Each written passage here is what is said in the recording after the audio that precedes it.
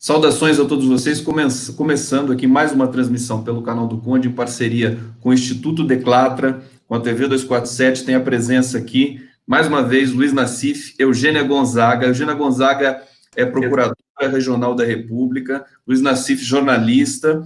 Eles escreveram um artigo muito importante também, que faz parte do livro Relações Indecentes. Nós vamos falar sobre esse artigo agora. Antes, eu quero saudar e agradecer a presença de vocês aqui no canal do Conde, mais uma vez. Tudo bem? Tudo bem. Tudo bom, Conde? Prazer estar de volta aqui, viu? Vamos lá agora em família, né? Fazendo aqui o nosso papo sobre a Lava Jato. E aí eu vou trazer trechos, quero saudar aqui o público que chega para acompanhar a nossa transmissão. Nassif e Eugênia, vocês escreveram um artigo a 4 mãos, eu vou até já compartilhar aqui com o título, né, da não justiça de transição à Lava Jato. E aí a impressão que eu tive ao ler o artigo de vocês é que a justiça foi tomada, quer dizer, o Ministério Público foi tomado por essa situação de autoritarismo, né? A Lava Jato é uma espécie de subproduto desse processo, ou ela realmente que instala e consagra essa voz do Ministério Público se militarizando, como vocês disseram também no artigo? Passo para vocês. Nassif e Eugênia. Eu passo para a Eugênia. A Eugênia foi a pioneira aqui da luta pela justiça de transição, e ela, desde lá de trás, que luta para esse reconhecimento das culpas e das punições como forma de evitar a repetição do que ocorria antes. Bom, então eu vou, já que a bola veio para mim, eu vou começar falando dele. Então, Conde, impressionante que eu acho que não começa isso com a Lava Jato, não. Começa muito antes, né? Só que o Ministério Público Federal, como o Luiz disse, ele foi exatamente pioneiro na justiça de transição. Mas isso não encontrou espaço. Interno teve muito pouco espaço, nós éramos poucas as pessoas que trabalhávamos pela justiça de transição, e no judiciário menos espaço ainda. Na medida que nós íamos trabalhando, avançando nesse tema, nós só íamos recebendo decisões negativas, e culminou em 2010 aliás, faz 21 anos que a gente está atuando nisso, né? E em 2010, o Supremo Tribunal Federal culminou, então, decidindo uma DPF favoravelmente aos torturadores, dizendo que a anistia se aplica aos torturadores. Então, bem, aliás, protege, não se aplica, né? Protege os torturadores. Então, para nós, dessa área de direitos humanos, que defendíamos a justiça de transição, foi uma atuação muito, que a gente pode falar, inglória, né? Foi muito difícil, né, constatar isso. E, ao mesmo tempo, nós víamos crescer dentro do Ministério Público, dentro das polícias, as práticas que nós combatíamos, né? Então, a tortura, que para responsabilizar os torturadores do passado era muito difícil por conta da questão da prescrição, da existência da lei de anistia, a tortura continuava acontecendo. E cada vez mais nós vimos a instituição se tornando assim, extremamente truculenta nesse tipo de prática militarizada, como, por exemplo, denominar uma mera investigação de operação. Isso é uma tática que você já derruba o inimigo imediatamente, né? A pessoa já é previamente condenada por isso. E só um minutinho, por que eu queria chegar no Luiz?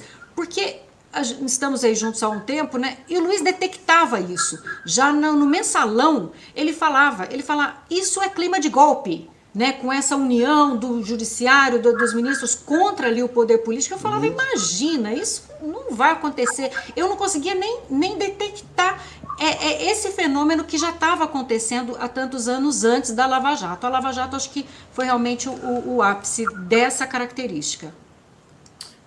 Perfeitamente. Eu só queria que você explicasse para a gente, para o nosso internauta aqui, Eugênia, o que é essa justiça de transição, o conceito disso, né? Quer dizer, essa coisa, acho que você estava se referindo ao processo que vem da ditadura militar para a democracia, e agora nós temos um novo processo, né? Que deve ser feito e que você sabe muito melhor aí para descrever para a gente o que está acontecendo. Então, passo para você novamente. Tem que acionar o microfone. Achou aí? Não acionou? Pronto, deu uma travadinha aqui. Travadinha básica. A justiça de transição é o seguinte, mais de 100 países no mundo, de acordo com estudos, né, eles passaram ou passam por processos de quebra da legalidade, tomada indevida do poder por algum motivo. E sempre quando ocorre esse tipo de quebra, ocorrem também violações, né? E então o país ele passa por aquela comoção interna ou às vezes por algum fenômeno externo e ele precisa retomar a legalidade. E essa retomada, então, ela exige um conjunto de medidas para a retomada dessa legalidade. E é isso que se chama de justiça de transição. O Brasil, quando ele faz a sua retomada da legalidade, ele fez uma coisa muito importante. Vamos estudar uma Constituição, vamos convocar uma Assembleia Constituinte. Foi uma maneira muito importante. Mas ele fez isso não com base em justiça de transição, em responsabilização, por exemplo, dos graves fatos praticados, em medidas de memória, entrega dos corpos. Ele não, como diz a Michelle Bachelet, no Chile, que é uma médica, né? Não lavou as feridas, só curam as feridas lavadas, né? O Brasil escondeu para baixo do tapete, fez um pacto pelo esquecimento, então ele não fez essa justiça de transição, ele passa por cima. E nós, depois de atuar, como eu disse, por muitos anos, nós acreditamos ao não amadurecimento democrático, né? A perpetuação dessas práticas violadoras a essa não justiça de transição. Perfeitamente. Eu quero perguntar agora para o Nassif, também para a Eugênia, o seguinte. Primeiro, esse comentário que a Eugênia falou do Nassif, que já em 2006, 2005, já percebia o clima de golpe, né? Contra, e até curioso que o PT, o Lula, enfim, até na reeleição da Dilma, tenha aguentado tanto, tenha suportado tanto esse Estado golpista brasileiro, né? Esse estado de coisas, né? Que é golpista no Brasil. E a questão dessa transição, quer dizer, será que o Brasil é único? Porque na América Latina, a gente escuta as pessoas dizendo, não, na Argentina se teve uma revisão, digamos, daquele período histórico, com punições. No Chile também. O número de mortos também nesses dois países que também tiveram ditadura são muito maiores do que o número de mortos no Brasil, catalogado pela Comissão da Verdade. Comenta um pouquinho sobre isso, vocês dois, gente, por favor. Bom, em relação ao número de mortos, a Eugênia, no tempo que ela presidiu a Comissão de Mortos e Desaparecidos, ela mostrou a manipulação de estatística, né? Aqui você tem uma quantidade grande de índios, de caboclos lá da região do Araguaia que foram mortos, várias pessoas foram mortas aí, que várias dezenas, centenas, milhares, que não foram computados, né? Só foram computados aqueles que estavam ligados aí à resistência armada. Então você reduziu artificialmente a estatística. Em relação ao clima de golpe, em 2008, com o Mensalão você teve um pacto ali de autoafirmação do poder da Procuradoria-Geral da República, com o Antônio Fernando de Souza e depois com o Roberto Gurgel, a imprensa já martelando muito essa questão do jornalismo de guerra, e você teve o ponto que a gente cantava a bola lá, foi eles descobriram o mesmo modelo que levou à queda do Getúlio. Até então, Conde, não sei se você se lembra, mas toda semana, você tinha uma prática, a Veja vinha com aquelas capas malucas aí, de invasão das Farc, as Farc vão invadir o Brasil, Cuba está financiando o Brasil, que eram matérias absolutamente inverossímeis. Você tinha poucos blogs que atuavam fazendo contraponto a esse tipo de matérias, e em meia hora você desmontava isso. Com o Mensalão, você teve algo similar ao que ocorreu com a CPI da última hora. Você tinha um poder de Estado, no caso aí a Procuradoria-Geral da República, junto com Joaquim Barbosa, que é egresso do Ministério Público Federal também, que diariamente soltavam informações cuja narrativa era dada pela mídia. E ali ocorreram fatos, ali a maneira... Ali foi o seguinte, Deus chegou e falou, eu vou ajudar esse pessoal aí e vou dar um ensaio de golpe para ver se eles aprendem e quando vier o golpe mesmo eles saibam se defender. Mas o PT não soube se defender de forma alguma, né? E nós tivemos coisas incompreensíveis lá, que nós levantamos, uma parte da imprensa levantou, nós levantamos no Dinheiro Vivo também, o mote, no GGN, o mote central da Lava Jato foi o desvio de verbas da Visanet, que nunca ocorreu. E até hoje eu não entendi por que os advogados do PT não derrubaram isso. Porque, veja bem, para você poder bater do imposto... Primeiro, a Visanet não era do Banco do Brasil, era de um consórcio de bancos, não era uma empresa pública. Porque eles queriam que fosse uma empresa pública para poder ter a formação de quadrilha, corrupção e pegar todo mundo. Ela não era uma empresa pública, eram vários bancos que controlavam. E depois, os recursos que foram dados como desvio, não foram desviados. Você teve uma auditoria para poder lançar no balanço que mostrou que os 75 milhões foram gastos. E com quem? Com o Globo, com Abril, com eventos. Tudo claramente definido. Então eles levantam lá que o desvio se deu através de bônus de veiculação. Quem que ganhava bônus de veiculação? Eram as agências de publicidade e a mídia. Então, e o PT não soube se defender. Então ali ficou claro, porque você tinha diariamente informações supostamente oficiais com baita do viés, nenhuma estratégia de comunicação do PT, e sem espaço na mídia. A mídia já tinha transformado isso em direito penal do inimigo mesmo, né? Então ali ficou claro. E só não houve impeachment lá porque o Lula endoidou o Lula naquela época lá, ele se transformou no maior estadista da atualidade, lá com a crise de 2008, a maneira como ele venceu a crise de 2008. E aquela vitória dele deu um sentimento de onipotência que qualquer coisa que vier pela frente, com o meu carisma, eu derrubo. E daí veio o Mensalão, que repetiu o modelo aliás, a Lava Jato, que repetiu o modelo do Mensalão, né? Perfeitamente, essa lembrança importante. O Lula teve uma atitude, foi tão cinematográfico ele conseguir fazer o que fez e continuar, e com a popularidade em alta, que deve ter dado uma sensação de soberba, quer dizer, para todo o conjunto do político que estava lá. Nassif, Eugênia, deixa eu só pedir uma coisa para vocês. Tem uma saturação, não sei se é a luz natural, deve ter uma janela maravilhosa no escritório de vocês aí, e está saturando. Quer dizer, tem como quebrar um pouquinho essa luz? Só um pouquinho?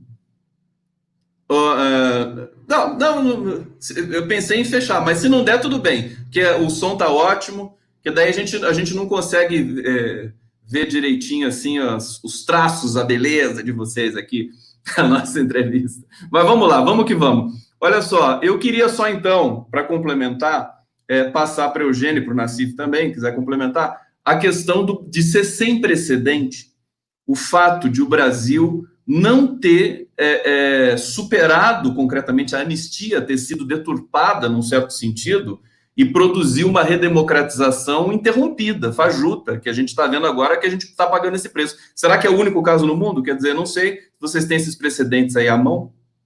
Passo para você. Olha, não é o único caso, com certeza não é o único caso no mundo, não. A gente tem o Oriente Médio, né, ainda para contar para a gente as coisas, mas aqui na região, na América do Sul, o Brasil é realmente exceção, ele é uma penosa exceção nesse tema. Só para você ter uma ideia, você, por exemplo, é uma pessoa extremamente bem informada, e essa coisa dos 434 mortos, ou que o Brasil matou menos, essa já é uma grande fake news, né? Todo mundo sabe, por exemplo, no Chile, 20 mil mortos, 30 mil na Argentina, né? Eram militantes políticos, eram pessoas que pegaram em armas, que morreram nos aparelhos? Não foram, são atingidos pelo regime de exceção. E no Brasil, a única lei que veio reconhecer essas mortes foi só em 95, foi apenas para fins civis, para poder dar um atestado de óbito fajuto ainda para essas famílias, porque era um atestado de óbito que não dizia nem como, nem quando, nem onde essas pessoas tinham morrido, né? As pessoas continuavam, né, reclamando, né, pela verdade, não tinham os corpos. E essa lei, o Nelson Jobim conta nas suas entrevistas, nas suas palestras, inclusive se gabando disso, ela foi absolutamente negociada, ponto por ponto. Então o Brasil admite só que matou 400 e poucos, que foram as pessoas que pegaram em armas. Até hoje, né, se briga pelo reconhecimento computado de 8.300 indígenas pela Comissão Mundial Indigenista, o caso dos camponeses. Então, se você não estava envolvido em movimento armado, você só foi morto por qualquer coisa. Você não computa. Por exemplo, as vítimas da meningite da ditadura. A ditadura também teve a sua epidemia, né? Fala assim, 2.000 crianças nesse período, né, que foram mortas por falta de políticas. Não estão computadas, o que não acontece, né, nesses outros países. Por exemplo, outra coisa negociadíssima, tudo foi negociado com os militares, até hoje, né? Então a gente vê essa necessidade do país de saber, mas o que os militares pensam? O que eles dizem? A gente ainda tem essa subserviência, assim, estranhíssima, eu acho, né? Muito estranho, eu que vim depois, né? Eu acho isso muito estranho, mas cada vez mais ela se confirma. Até a indenização que pagaram para a viúva do Lamarca, foi autorizada, só foi paga porque foi autorizada expressamente pelos militares. Então é isso que a gente vive no país ainda, essa total ausência de justiça de transição e pior, essa manutenção dos militares no poder como se eles fossem os fiéis da balança. Né? Olha, tá correndo risco de vir um inimigo da pátria e eu vou atuar. Né? E para eles o inimigo da pátria não é da democracia, é o inimigo do sistema de mercado que eles defendem. Para mim, assim, está muito claro. Você vê que um Twitter do general Vilas Boas lá deixou o Supremo na defensiva lá e determinou as eleições de Bolsonaro. É um horror o negócio desse. O próprio Supremo, ele tem ainda essa dificuldade, né? Como eu disse, em 2010 foi julgada essa ADPF e houve recurso, depois de 3, 4 meses veio a decisão da corte, esse tema está lá para ser julgado. Até hoje não foi posto em pauta. São 10 anos segurando um tema na gaveta. Porque é um tema delicado, ninguém quer mexer com isso. E o Brasil não quer dizer que não vai cumprir a sentença da corte, porque senão ele vai ficar muito mal internacionalmente, mas ele também não pode dizer aqui para os militares, olha, espera, acabou. Nós não temos essa necessidade, a gente tem que recontar essa história, a gente quer outras forças armadas, a gente não quer esse tipo de forças armadas. Mas não é isso que o Brasil disse e não é isso o que nenhum presidente disse, né? Nós não podemos falar agora do Bolsonaro, a gente tem que falar do Fernando Henrique, sim, também, né? Fazendo esse tipo de pacto, tem que falar do Zé Sarney, que era totalmente, tinha um pacto ali feito, o próprio Tancredo e Maluf dizem que para até fazer as eleições fizeram um pacto, o Collor que ali desviou um pouquinho caiu, né? A Dilma que fez a CNV caiu. O Lula tratou o tempo inteiro com toalha quente, com panos quentes os militares. Colocou o Nelson Jobim lá para negociar. Então, nunca nenhum presidente no pós-democracia exerceu seu papel de comandante-chefe das Forças Armadas. É isso que nós temos no país. Pois é, eu ia até perguntar, não sei se eu estou sendo ingênuo, mas eu queria só lembrar rapidamente, antes da gente entrar em outros pontos ali do artigo de vocês, que é muito interessante, e eu fazer também aqui, ler os comentários do nosso público que está comentando aqui no bate-papo, fazendo perguntas, mas eu queria antes fazer uma pontuação. Quer dizer, eu me lembro, nos governos Lula, pelo menos, e até no primeiro mandato da Dilma, eu achava que tinha uma relação boa com as Forças Armadas. Eu vi a Dilma com o brigadeiro ali da aeronáutica, naquelas manifestações ali no Planalto, naquelas palestras que eles davam ali, parecia que tudo funcionava minimamente, parecia que tinha um respeito, dava até orgulho, falar, puxa vida, depois de uma ditadura militar, a gente tem um governo democrático, porque quando a gente tem democracia e soberania, tudo funciona mais ou menos bem, né, assim, o STF, né, as Forças Armadas. Estou enganado? Fui acreditar nisso. Olha, Colho, eu acho que, digamos, o fantasma militar é muito mais obra daqueles que querem ressuscitar o fantasma militar do que a própria interferência das Forças Armadas, sabe? No governo Lula e Dilma, com o Nelson Jobim e o Celso Amorim, foi feito um plano nacional de defesa extraordinário, que definia claramente a função das Forças Armadas. Porque o grande problema que você tem com Forças Armadas é o seguinte, qual que é a função dela se você não tem inimigo externo?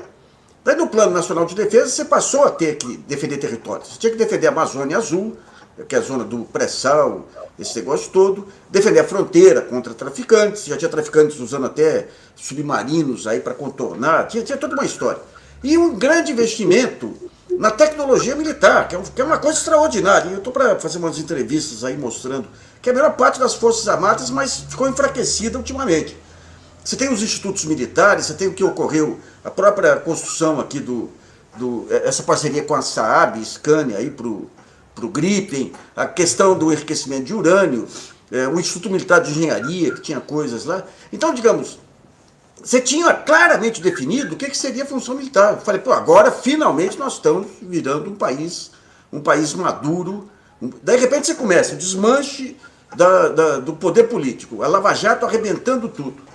O general Vilas Boas vai para as redes sociais e entra em apoteose mental, aí começa a dar palpite. Daí ele começa a receber os candidatos para avaliar os candidatos.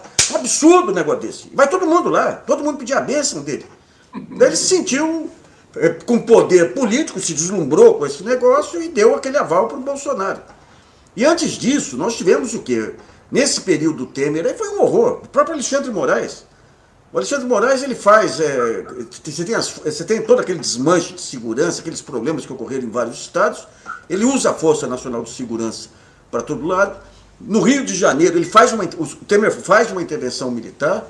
Antes disso, o Alexandre Moraes estimula essa ideia de que tinha terrorismo no Brasil. Meia dúzia de aloprados aí que, por rede social, brincavam de terrorismo. Aí ele tenta caracterizar aquilo como terrorismo.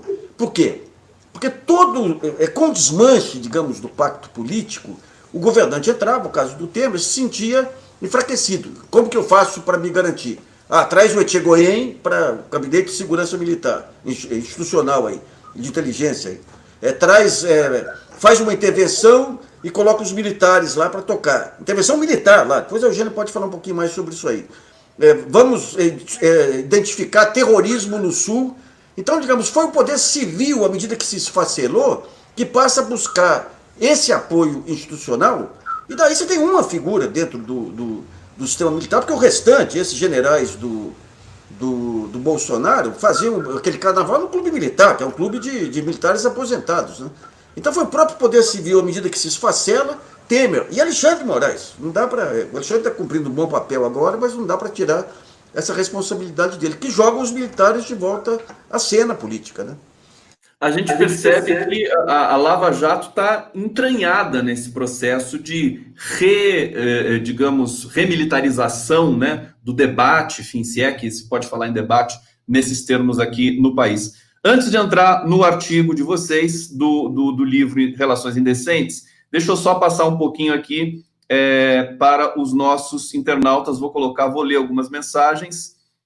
Pessoal aqui feliz com a presença do Nassif e da Eugênia aqui no canal do Conde. Salve, Nassif de Fortaleza. Boa tarde, Condão, parabéns pelos entrevistados. Deixa eu selecionar mais alguma aqui. Olha só, moro próximo à base aérea de Natal. Sempre há um escândalo presidencial. Aviões militares decolam e sobrevoam a cidade. Observo isso há muito tempo. Será coisa da minha cabeça maluca? Deixa eu ver aqui. Maria de Lourdes Figueiredo. Parabéns, Nassif e doutora Eugênia, pelas boas reportagens com que nos brindam. Olha só, pessoal curtindo aqui o nosso papo.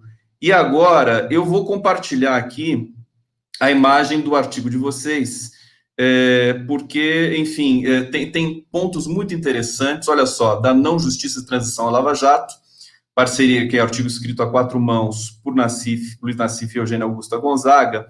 E aí tem uma introdução, é muito bacana o artigo, o livro está muito bem conduzido, inclusive é pela Maria Inês Nassif, que faz ali uma coordenação editorial. Eu selecionei umas partes aqui para vocês comentarem, na tradição daquelas bancas de defesa, né, que você grifa de amarelo para comentar. Olha só essa parte aqui que eu queria ler para vocês e para o nosso público. A Organização das Nações Unidas definiu justiça transicional como um conjunto completo de esforços de uma sociedade para superar o legado de uma larga escala de abusos contra os direitos humanos do passado.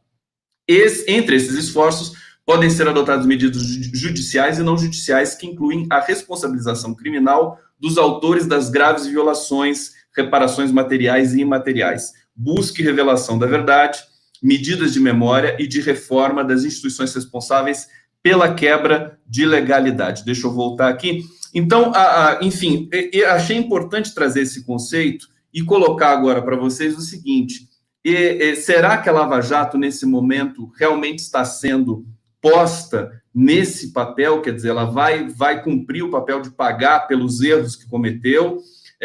Há uma movimentação, vocês enxergam isso? Porque, de qualquer maneira, a gente começa a ver o Deltan Dallagnol sendo interpelado pelo Conselho Nacional do Ministério Público, o Sérgio Moro, quer dizer, um certo comentário geral desse fracasso e do estrago que a Lava Jato fez no país, haja vista a própria publicação, né, o Relações Indecentes. Então, eu passo para vocês aí, para comentar esse...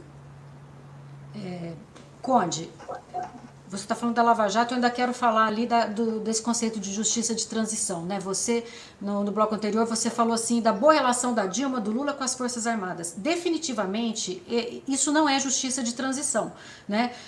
Obviamente que é bom você ter uma ótima relação entre as instituições, desde que você tenha cumprido aqueles deveres que nós falamos. né? Tanto a Dilma quanto o Lula, eles ficaram tão preocupados com a governabilidade que eles deixaram de fazer isso. Então, por exemplo, o Lula recebe a condenação da Corte Interamericana em 2010 para entregar os corpos do Araguaia. O Lula gastou 10 milhões, quer dizer, ele só não, depois ao longo do tempo foram 10 milhões gastos procurando corpos numa área imensa lá do Araguaia, 144 quilômetros, sei lá, de quadrados aí, sem uma informação prévia. Os militares não foram obrigados a dizer onde enterraram. Ninguém procurou, ninguém determinou essa obrigação. Né? Então as famílias continuam com esse débito do Estado brasileiro. E os dois, né, eu falo nos dois porque a gente esperava deles outro tipo de conduta. Eles optaram por essa política de boa vizinhança com um vizinho que, não sei se você prestou atenção ali no último pilar da Justiça de Transição, fala-se em reforma das instituições. Quem é que garante um governo arbitrário, um golpe? São as instituições. Então, no caso, as forças de segurança. Daqui a pouco eu vou ter que verificar o cachorro, porque estamos nós dois aqui. Ele voltou, gente. Ele estava de quarentena no interior, mas ele voltou para cá. Mas... Que bonitinho, faz parte. Ele não pode ter o microfone ligado, que ele começa a latir, rapaz. Não, ele acha que é festa, que está nós dois falando aqui, né? Então, as Forças Armadas não passaram por essa revisão, ao contrário, elas mantiveram o seu quadro completamente defensivo do que aconteceu na ditadura. Então, essas Forças Armadas de quem o Lula e a Dilma ficaram amigos, são militares que defenderam o golpe, porque os que não defenderam foram mortos, torturados e excluídos das Forças Armadas. O golpe de 64. 64. Das 45 mil pessoas anistiadas, indenizadas por terem perdido cargos, 15 mil são militares. Já imaginou isso? Então ela fez uma limpeza. Quem está lá hoje, esse Heleno, Vilas Boas, é tudo gente que pactuava com esse golpe. Né? Então, obviamente que eu queria uma boa relação, mas não esse tipo de coisa. Agora, você já está falando na Justiça de Transição para Lava Jato. Eu duvido que vai acontecer, porque uma outra característica da Justiça de Transição é que essa quebra da legalidade acontece porque houve beneplácito das instituições presentes. E justamente porque houve esse beneplácito, você demora muito tempo para conseguir trabalhar com isso de novo. Tanto é que agora a gente está conseguindo falar em não anistia nos processos da ditadura. A gente ainda não conseguiu nem a anulação das decisões do Moro. Porque está tudo muito então, verde ainda, né? E um subproduto terrível dessa falta de justiça de transição são as milícias. É Bolsonaro.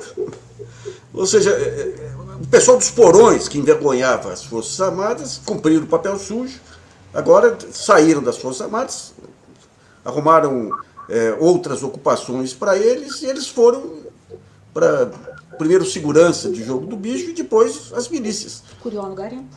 Curió no garimpo, milícias e garimpos, que são as duas áreas que o Bolsonaro protege ainda. E daí você vê, hoje, nós entrevistamos outro dia o Luiz Eduardo Soares, 1/3 do território do Rio hoje ocupado pelas milícias, que estão se expandindo para o norte, e o próprio Bolsonaro, tempos atrás, eu acho que enquanto deputado, sugeriu aí essa questão das milícias irem para o resto do país. Hoje nós temos a maior ameaça ao país como nação, as milícias, que surgem da impunidade. E a impunidade é um negócio horroroso, porque deixa no mesmo balaio o militar que não sujou as mãos com o militar que sujou as mãos. Daí nós temos todo escritório do crime, tudo que vem de PM e tudo, mas a base de tudo são os porões que foram anistiados. Anistiados não foram nem analisados. A Eugênia ousou entrar com uma ação contra o Brilhante Ustra, mas nem passou da primeira instância, né? Existe uma força, uma coisa meio naturalizada, né, de impedir que se faça a revisão dessas questões do país. Eu vou trazer outro trecho aqui do artigo de vocês, porque eu acho que isso é muito interessante. Quer dizer, o fato aqui, a implantação da Comissão Nacional da Verdade deu-se somente em 2012, em razão do país ter sofrido uma condenação internacional nesse sentido. Eu acho isso muito interessante, quer dizer, parece cada vez mais que nós estamos dependentes de uma corte internacional para colocar algum tipo de ordem na casa aqui, ainda mais depois do período do Bolsonaro, Quer dizer, ele já está denunciado nas cortes internacionais. Agora, todo o trabalho, quer dizer, o conceito de lawfare hoje, se eu estiver enganado, me corrija, por favor, mas eu acho que ele está consagrado nesse episódio brasileiro. Quer dizer, antes disso, o lawfare não era uma coisa tão, digamos, pronunciada no mundo do direito. Agora virou literatura. E o caso mais emblemático é o caso contra o Lula, aqui no Brasil, que a gente acompanha já há algum tempo. Queria perguntar isso para o Eugênio e para o Nassif. Quer dizer, dependemos do direito internacional para voltar à democracia, para voltar a algum processo, respirar republicanismo no Brasil? Eu acho que o Bolsonaro vai ser preso mais à frente, que nem o Pinochet, que nem os generais do Pinochet lá, por corte internacional. Agora, a Eugênia tem uma experiência com corte internacional. O Brasil faz parte de tratados reconhecendo as cortes internacionais, e o Supremo travou tudo, né? Eu estou aqui, assim, eu já tive mais esperança, viu, Conde, nas cortes internacionais. É um ótimo mecanismo. O Brasil ele é signatário de vários documentos. Agora, é um mecanismo muito lento, né? E justamente por isso, os países têm sua soberania. O país primeiro precisa esgotar seus mecanismos internos, né? Então isso demora muito. E o que tem mais, assim, me deixado realmente desesperançosa é essa dificuldade que o próprio judiciário, as instituições têm em entender esses princípios democráticos, em entender essa importância, né, de não pactuar, né, com o inimigo, né? A gente não pode agir como as Forças Armadas. Eu tenho inimigo a combater, a lei a cumprir, eu vou aplicar como der. Não pode ser assim, né? E o Brasil ainda vive esse resquício. E, claro, o Supremo tem ótimas decisões, mas, volto a dizer, o Supremo não está sinalizando para o direito internacional de que ele vai cumprir, né? Essa própria demora em decidir a lei de anistia é sintomática, aliás, em reanalisar a questão da anistia é sintomática, são 10 anos segurando, né? E agora a gente já tem outra coisa muito grave. Eu acho que está mais do que nunca claro que a falta de justiça de transição nos levou a ter um presidente que faz apologia à tortura. Acho que isso está claro para todo mundo. E semana passada eu vi uma decisão de retrocesso desse Supremo hoje. O Brasil negou extradição para um torturador aqui no Brasil pela primeira vez. O Brasil, mesmo não aplicando a lei de anistia, aliás, mesmo aplicando a lei de anistia aqui para os brasileiros, ele extraditava. Teve pelo menos uns 4 ou 5 precedentes em que o Brasil extraditou. Semana passada, sob voto do relator Marco Aurélio, foi dito o seguinte: se ele estivesse aqui no Brasil, ele seria beneficiado pela lei de anistia. Então, eu não vou extraditar. Eu ainda não li esse voto, não está publicado, eu só tenho lido as notícias de jornal, eu estou estarrecida. Quer dizer que o Brasil, além de ser um lugar que está deixando milhares morrerem pela pandemia, não fez a sua justiça de transição e ainda está sinalizando: olha, cortes internacionais, eu não estou nem aí para você, e torturadores do mundo, venham para cá. Acho que eles só não vão vir porque tem Covid, né? O Brasil, nos anos 50, que a Eugênia nem era nascida, em 60, o Brasil era o paraíso dos criminosos, né? Você saltava um trem lá, pagador na Inglaterra, vinha para o Brasil. Os filmes falavam isso, né? Agora estamos no paraíso dos torturadores. Podem vir para cá, torturadores. Não, mas tem Covid, nem eles querem vir porque tem Covid. Tem razão. Que coisa, né? É uma situação, enfim, o Brasil tem uma confluência de problemas aqui que não é para qualquer um. O Tom Jobim dizia que o Brasil não é para amadores, mas eu acho que não é nem para profissionais, precisa ser para alienígena, porque a situação é muito difícil. Ô, Nassif, eu acho que o cachorrinho gosta mais da Eugênia, porque quando ela... Esse cachorro tem alma. Você sabe que quando a gente se abraça aqui, ele vem, fica comovido e vem e abraça a gente aqui nas pernas. Muito bacana. Isso aqui é a nossa entrevista real, tem cachorrinho. Esses dias eu estava falando com o Fernando Horta, apareceu a filhinha dele, linda lá, apareceu para conversar e tudo mais. E é sempre muito bacana, a gente traz um pouco de afeto também para a nossa entrevista. Vamos passar para mais um trecho aqui. Deixa eu selecionar, deixa eu colocar aqui na imagem, que é a questão da condução coercitiva, né? Outra prática danosa, contrária aos princípios do contraditório, da ampla defesa. Vamos falar diretamente da Lava Jato, nesse bloco final aqui, que a gente já vai encaminhando para o nosso bloco final da entrevista. E aí vocês dizem, né? É o uso da condução coercitiva como mera medida cautelar ou corolário da prisão temporária, no âmbito dessas famigeradas operações. isso marcou demais também esse processo da Lava Jato. O artigo de vocês, nesse sentido, a gente lê com muita indignação, porque a Lava Jato, à medida que a gente vai lendo, percebe agora com essa última notícia, com essa última matéria do The Intercept, da agência pública, sobre a participação do FBI na Lava Jato, parece que é uma operação dos Estados Unidos dentro do Brasil para realmente destruir todo o tecido democrático, e eles lograram êxito, né? Até aqui onde a gente está vendo. Passo para vocês comentarem essa questão da condução coercitiva e da irradiação, né, desse processo nesses últimos anos aqui, 5 anos de operação Lava Jato. Passo para vocês. Toda a metodologia, a gente fez uma série lá no GGN sobre a Lava Jato, a influência externa, 5 vídeos lá. Toda essa metodologia da Lava Jato foi desenvolvida nos Estados Unidos pelo departamento lá de recuperação de ativos ligados ao Departamento de Justiça, que a ideia o que era? Para pegar colarinho branco, nós vamos pegar pessoas influentes. Então temos que fazer uma operação midiática. Então o que eles faziam? A condução coercitiva era um espetáculo de televisão para efeito político. Por que isso? Por exemplo, fizeram uma condução coercitiva ao Lula. Quando que você faz a condução coercitiva? Quando você convoca a pessoa para depor, a pessoa se recusa. Então não tinha nenhuma razão, nenhuma justificativa para aqueles golpes que deram lá naquele momento. Teve um caso, esse caso do Banco Nacional do Desenvolvimento Econômico foi um absurdo, um absurdo. Funcionários públicos, o BNDES, você vai até hoje não foi levantada uma corrupção dos funcionários do BNDES. Não tem, não tem. Pegaram 32 pessoas, mulheres grávidas e tudo, Globo filmando, humilhando. Teve um episódio aí que eles... você vê, essa operação... Não foi Greenfields, não, foi uma outra. Não foi Greenfields mesmo. Você tem o BNDESPA ficou sócio da JBS, como ficou de muitas empresas lá.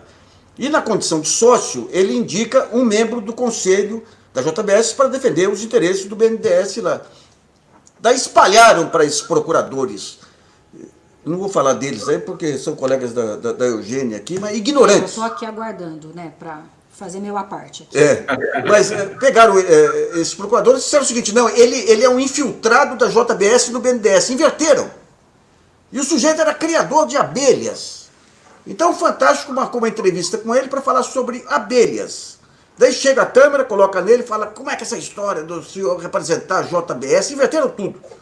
O sujeito ficou indignado, virou de costas, foi embora, e a câmera filmando, como se filma um criminoso saindo da cena do crime. O que vai acontecer? Vai ter justiça de transição? Foi fantástico, né? Fantástico isso, para quantos milhões de pessoas? Aqui o presidente. Não, é isso aí, esse caso aí, mas um absurdo, um absurdo. Então, digamos, os direitos individuais foram para o vinagre. E essas operações de condução coercitiva, esse carnaval que ocorreu, esse carnaval visava exclusivamente impacto político. Impacto político. A troco de quem você vai fazer condução coercitiva em cima de 34 funcionários do BNDES, sem ter uma prova consistente. Esses procuradores que fizeram isso vão ter que responder futuramente por isso. É muito delicado isso. Posso complementar essa... Totalmente. Essa questão, assim, olha... o Ministério Público, ele precisa de meios para investigar, ele precisa de meio para combater o crime. Nós não estamos falando de não crime, existem crimes, né? A corrupção, né? Graça, é fato. Eu achei ótimo, né? Tudo, no início, a Lava Jato, né? Você tem que combater, realmente. Agora, o que acontece com a questão do desvirtuamento? Então, você pega a condução coercitiva, né, e usa como se fosse a tal da prisão temporária, que você pode segurar o réu em casa ou na prisão para você poder lá apreender computador. Né? Então, qual é a justificativa jurídica para dizerem que pode fazer isso? Bom, se eu posso decretar temporária, igual foi feito dessa moça aí dos 300, né? Eu posso então segurar ele um pouquinho, chamar ele na condição coercitiva e prender ele um pouquinho. Né? Acontece que a prisão temporária você tem que ter muito mais elementos que um mero mandato, né, de condução. É um desvirtuamento de um instituto que é previsto em lei. Né? A prisão não pode ser assim, uma analogia. Bom, mas tem quem defenda, gente muito séria, que defende essa condução coercitiva para o réu com esse intuito. Aí, bom, aceita um pouquinho. Então vamos ampliar a condução coercitiva. Tem as testemunhas também.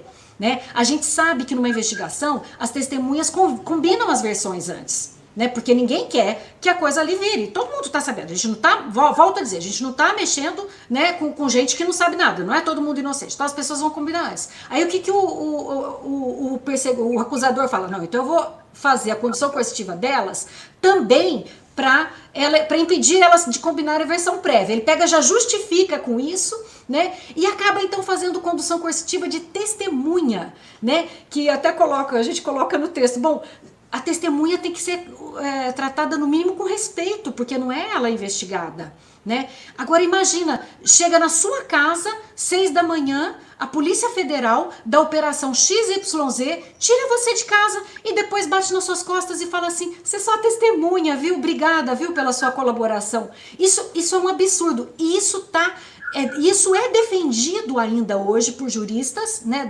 dessa aplicação, né, do punitivista, né? Por quê?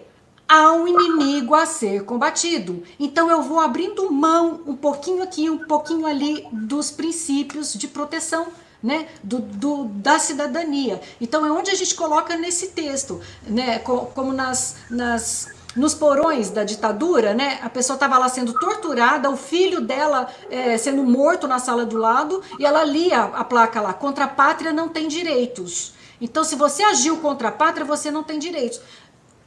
Esse tipo de doutrina que eu posso ferir um pouquinho ali o direito, se tirar alguém 6 da manhã sem ser acusado, sem nada de casa, para prender ele um pouquinho, isso segue a mesma doutrina. Você pode ser um inimigo, né? Então eu justifico tudo para pegar e aplicar a lei penal, né? Eu primeiro vejo o inimigo e depois eu vejo a lei penal. Eu acho que é essa distorção. Eu queria, assim, fazer a defesa de muita gente que trabalha na Lava Jato. Não é porque é Lava Jato que se transformou numa grife, que todo mundo ali ficava ali abusando. Eu acredito firmemente, né, nos bons propósitos, pelo menos iniciais, né, dos colegas. Agora, eu concordo que houve ali toda uma distorção, acho que faltou condução, né, por parte da Procuradoria-Geral na época, faltou mais também pulso aí por parte dos poderes do Executivo, faltou defesa da soberania e a gente está colhendo os frutos hoje. Só que eu volto também a falar, né, a cúpula deixou. Todas as decisões dessas conduções coercitivas, tudo que o Moro fez, foi chancelado pelos tribunais, foi chancelado pelo STJ e continua sendo chancelado pelo STF. Né? Então é bom que se diga, né, isso atendeu a um propósito daquele momento, e esse propósito é antidemocrático, é antirrepublicano, e eles não vão fazer nada agora porque são essas pessoas que eles estão com vergonha, eles têm que ter uma saída honrosa agora. Você acha que Deltan, Sérgio Moro, a gente viu a dimensão do Sérgio Moro aqui como ministro da Justiça, Deltan e outros, teriam alguma envergadura pessoal para conduzir, fazer o fuzuê que fizeram, se não fossem autorizados, estimulados, induzidos pelos escalões superiores? Eles foram meros instrumentos que agora, que nem o pessoal dos porões, vão ser jogados fora aí. Né? Pois essa que é aí que vem a minha questão aqui, que a gente encaminha é o seguinte, a serventia da Lava Jato já deu, quer dizer, agora vão ser jogados fora. Aí você tem aquela relação deles também com as mídias, com a imprensa, com a Globo, enfim, com os jornais, os grandes jornais. A gente vai sentindo isso, quer dizer, vendo o noticiário todos os dias, que eles estão sendo descartados também aí, né? Ficam pelo caminho. Agora, antes de fazer a última questão para vocês aqui, o pessoal está muito feliz aqui, agradecendo muito a presença de vocês aqui no canal. Eu quero dizer para todo mundo, o público que está acompanhando aqui essa transmissão, que essa entrevista é uma série com todos os autores do livro Relações Indecentes, que você pode baixar gratuitamente no link que eu coloco aqui na descrição do canal. É só clicar no link, já vai estar o PDF lá para você. Você baixa, faz o download, e eu também coloco aqui na tela, no nosso banner aqui, para você também poder baixar. Você não pode clicar, mas aí você replica ali o link para fazer o download. Olha só, vocês terminam o artigo de vocês de uma maneira que eu fiquei até... quase me comovi porque era otimista, porque olha para o futuro e que a gente pode confiar. De uma certa maneira, a verdade vai aparecendo, é inexorável isso, quer dizer. E aí vocês terminam assim, quero ler aqui com vocês, né? E apesar de ser extremamente difícil se conformar com os danos imensos que todas essas violações causam ao país, é preciso dizer aos nossos filhos e filhas, como fizeram Ivan Lins e Vitor Martins, quando passarem a limpo, quando cortarem os laços, quando soltarem os cintos, façam a festa por mim. Eu fiquei comovido porque eu adoro Ivan Lins, e a questão da música, quer dizer, é muito forte, é muita emoção, e a gente pensa porque essa música do Ivan Lins tem a ver com a ditadura, né? Tem a ver com o golpe militar também. Agora é engraçado, né, Nassif? Quando a gente fala golpe, agora tem que falar qual? O de 64 ou o de 2016?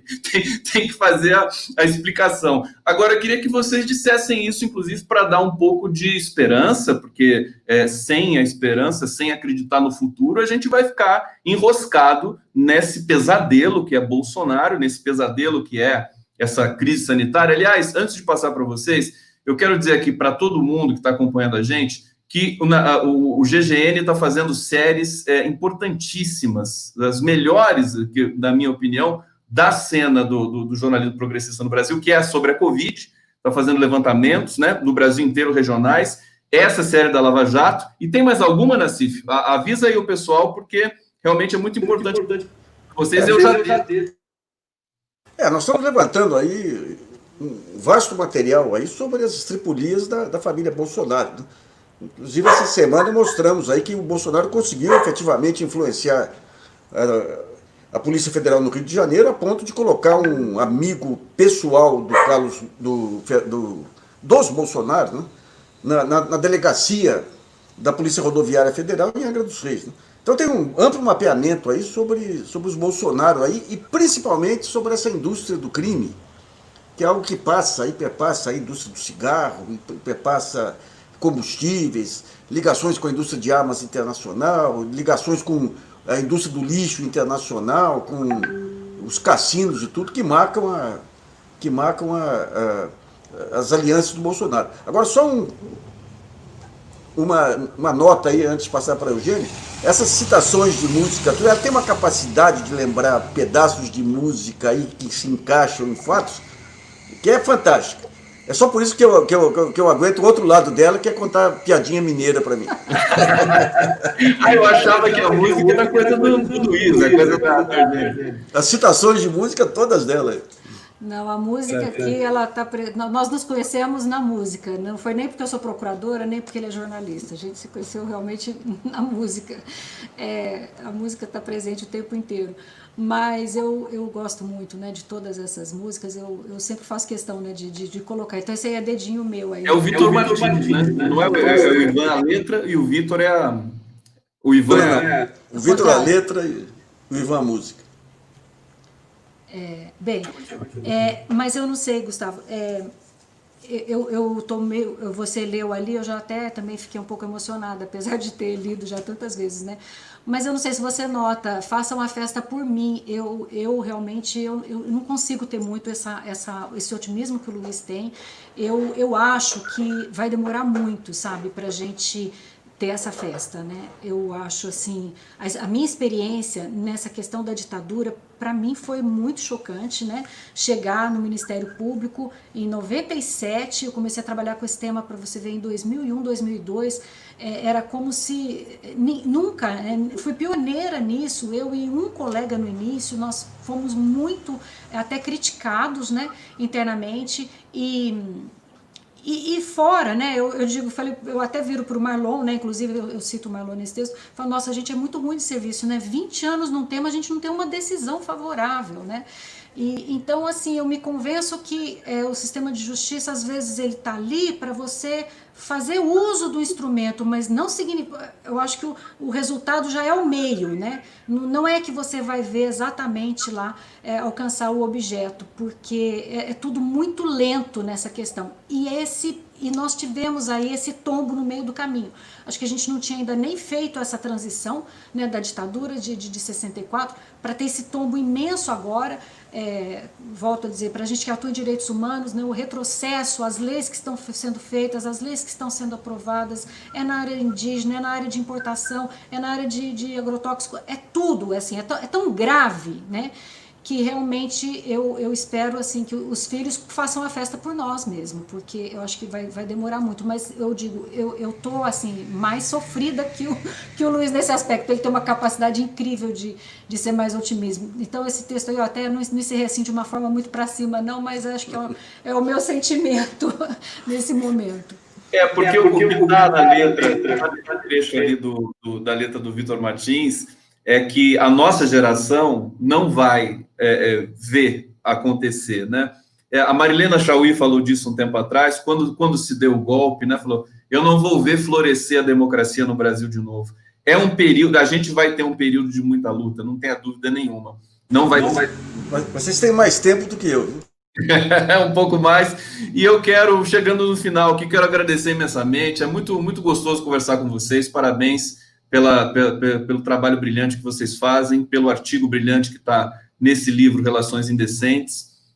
Vamos conversar mais vezes, sempre estou à disposição também.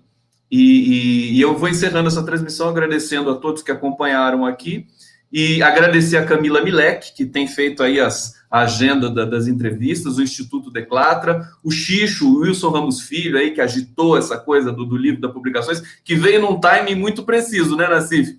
Veio justamente quando você tem ali a matéria do Intercept e o Deltan agora tendo de responder por aquele PowerPoint, né? Passo para vocês fazerem a despedida, as considerações finais aí, queridos. Eu vou agradecer também, somos aqui seus fãs. Até esses tempos você estava entrevistando o Luiz, eu falei assim, mas esse moço pergunta bem, ele é ótimo entrevistador. Estou aqui também muito honrada. Agradeço também o convite da Maria Inês Nassif por ter, né, permitido aí participar desse livro, estou muito honrada e passo aí pro Luiz fazer um encerramento. Valeu mesmo, viu? Não dá.